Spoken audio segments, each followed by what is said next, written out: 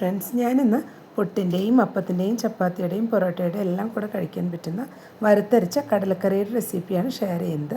ഇത് നമ്മൾ സാധാരണ ഉണ്ടാക്കുന്ന വറുത്തരച്ച കടലക്കറിയേക്കാളും കുറച്ച് ഡിഫറെൻ്റ് ആയിട്ടാണ് റെഡിയാക്കി എടുക്കുന്നത്. കടലക്കറി ഉണ്ടാക്കാനായിട്ട് ഞാനിവിടെ 1/2 കപ്പ് കടലയാണ് എടുത്തിട്ടുള്ളത്.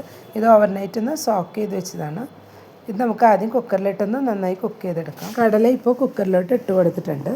ആദ്യം ഇതിലേക്ക് ഒരു പീസ് ഇഞ്ചി ചതച്ച് വെച്ചത് ചേർത്ത് കൊടുക്കാം. ഇതിലോട്ട് കുറച്ച് തേങ്ങാക്കൊത്തും കൂടെ ചേർത്ത് കൊടുക്കുന്നുണ്ട്. ഇതിലേക്ക് ഇനി ഒരു തക്കാളി അരച്ച് വെച്ചത് ചേർത്ത് കൊടുക്കാം. ഇതിലേക്ക് ആവശ്യമായിട്ടുള്ള ഉപ്പും കൂടെ ചേർത്ത് കൊടുക്കുന്നുണ്ട്.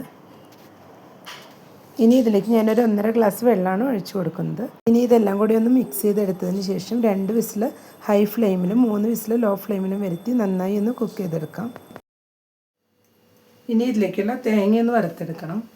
അതിനായിട്ട് ഇപ്പോൾ ഒരു പാൻ വെച്ച് 2 ടേബിൾ സ്പൂൺ വെളിച്ചെണ്ണ ഒഴിച്ചു കൊടുത്തിട്ടുണ്ട്. ഇതിലോട്ട് 1 കപ്പ് തേങ്ങ ചേർത്ത് കൊടുക്കാം. ഇനി ഇതിലോട്ട് 1 ടേബിൾ സ്പൂൺ മല്ലി, 1 ടേബിൾ സ്പൂൺ കുരുമുളക്, 2 ടീസ്പൂൺ പെരുംജീരകം കൂടെ ചേർത്ത് കൊടുക്കാം. 5 ചുവന്നുള്ളി 5 വെളുത്തുള്ളിയും കൂടെ ചേർത്ത് കൊടുക്കാം.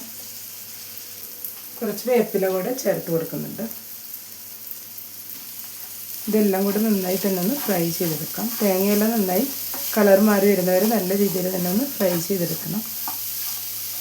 ലോ ടു മീഡിയം ഫ്ലെയിമിനുള്ള വെച്ചിട്ട് ഇതുപോലെ ഇളക്കി കൊടുത്ത് നന്നായി ഒന്ന് ഫ്രൈ ചെയ്തെടുത്താൽ മതിയാവും. വീഡിയോ കണ്ടുകൊണ്ടിരിക്കുമ്പോൾ ഇഷ്ടപ്പെടുകയാണെങ്കിൽ ലൈക്ക് ചെയ്യാനും ഷെയർ ചെയ്യാനും സബ്സ്ക്രൈബ് ചെയ്യാത്തവർ സബ്സ്ക്രൈബ് ചെയ്തൊന്ന് സപ്പോർട്ട് ചെയ്യാനും മറക്കരുത്. കൂടെ തന്നെ ബെല്ലൈക്കൺ ഒന്ന് പ്രസ് ചെയ്ത ശേഷം അതിലുള്ള ഓൾ എന്നുള്ള ഓപ്ഷനും കൂടെ ഒന്ന് എനേബിൾ ചെയ്ത് കൊടുക്കണേ. അപ്പോഴാണ് ഞാനിടുന്ന പുതിയ വീഡിയോസ് എല്ലാം നോട്ടിഫിക്കേഷൻസ് ആയിട്ട് എല്ലാവർക്കും കറക്റ്റായിട്ട് ലഭിക്കും. തേങ്ങയെല്ലാം നന്നായി തന്നെ ഫ്രൈ ആയി വന്നിട്ടുണ്ട്. ഇനി നമുക്ക് ഇതിലോട്ട് പൊടികളും കൂടെ ചേർത്ത് കൊടുക്കാം. 1 ടേബിൾ സ്പൂൺ മല്ലിപ്പൊടി, 1/2 ടീസ്പൂൺ മഞ്ഞൾപ്പൊടി, 1 ടേബിൾ സ്പൂൺ മുളക് പൊടി കൂടെ ചേർത്ത് കൊടുത്തിട്ടുണ്ട്. ലോ ഫ്ലെയിമിൽ വെച്ചിട്ട് എല്ലാം കൂടെ ഒന്ന് ചൂടാക്കി എടുക്കാം.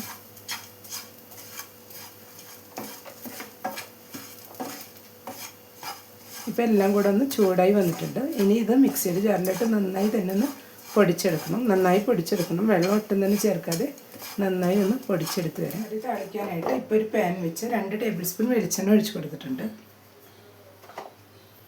ഇതിലോട്ട് ആദ്യം 2 ടീസ്പൂൺ കടുക് ഇട്ട് കൊടുക്കാം.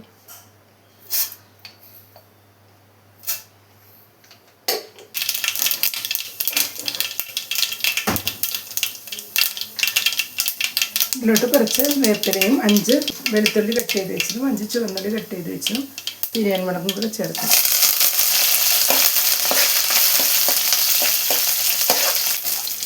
ഇപ്പോൾ ചുവന്നുള്ളി വെളുത്തുള്ളി എല്ലാം ഒന്ന് കളർ മാറി വരുന്നുണ്ട്. ഇതിലോട്ട് സമയം വേവിച്ച് വെച്ച കടല ചേർത്ത് കൊടുക്കാം. എല്ലാം കൂടെ ഒന്ന് മിക്സ് ചെയ്ത് കൊടുത്തിട്ടുണ്ട്. ഇനി ഇതിലേക്ക് പൊടിച്ച് വെച്ച് തേങ്ങയും കൂടെ ചേർത്ത് കൊടുക്കുന്നുണ്ട്.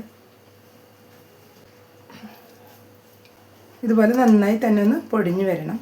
ഇനി എല്ലാം കൂടെ ഒന്ന് മിക്സ് ചെയ്ത് കൊടുക്കാം.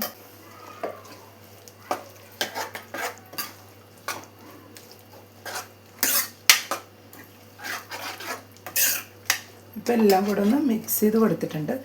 ഇത് മിക്സിയുടെ ജാറിൽ വെള്ളം എടുത്തിട്ട് അതും കൂടെ ചേർത്ത് കൊടുക്കുന്നുണ്ട്. ഇനി ഇതെല്ലാം കൂടെ നന്നായി തന്നെ തിളച്ച് വരണം. പൊടികളുടെ റോസ്മെല്ലെല്ലാം ഒന്ന് മാറി വരണം. നന്നായി തിളയ്ക്കുന്നവരെ ഒന്ന് വെയിറ്റ് ചെയ്യാം. ഇപ്പോൾ കടലക്കറി ഇവിടെ തിളച്ച് വന്നിട്ടുണ്ട്. ഈ സമയം നമുക്ക് ഇതിലോട്ട് 1/2 ടീസ്പൂൺ ഗരം മസാല പൗഡറും കൂടെ ചേർത്ത് കൊടുക്കാം. ഒന്നുകൂടെ ഒന്ന് ഇളക്കി കൊടുത്ത് ഒരു 3-4 മിനിറ്റ് കൂടെ ഇതുപോലെ ഒന്ന് തിളപ്പിച്ചെടുക്കണം. ഇപ്പോൾ ഒരു 4 മിനിറ്റ്സും കൂടെ ആയിട്ടുണ്ട്.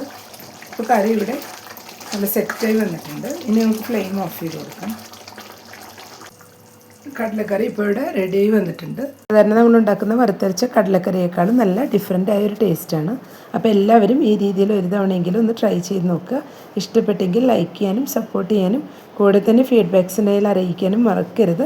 Thank you.